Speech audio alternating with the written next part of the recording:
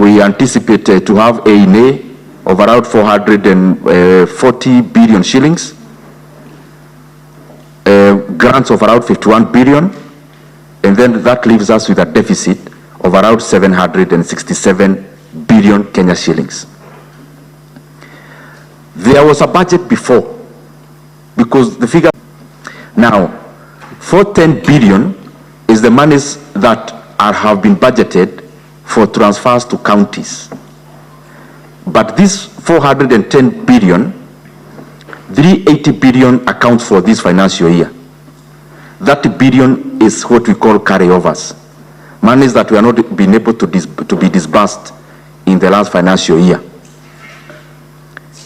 Now, if you do now that math, it will give you 3.88 trillion.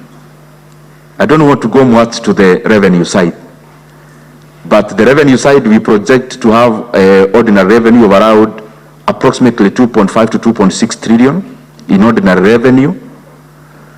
We anticipate to have a INA of around 440 billion shillings, grants of around 51 billion, and then that leaves us with a deficit of around 767 billion Kenya shillings. There was a budget before, because the figures I've given are for supplementary one, and those are the basis of this meeting. But before here, we had a budget of 4.2 trillion. After what happened in July, we revised, and the revision took two shapes. One, a downgrade in expenditure, but also an upside in projected deficit. Before what happened, we had a deficit of around 500 and below 600 billion, but also we had expenditures that were a bit more ambitious. So we have had to scale down expenditure.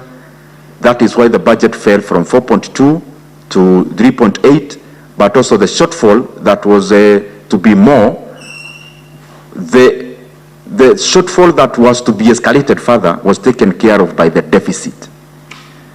I have given that background because it will be very important in the deliberations we have.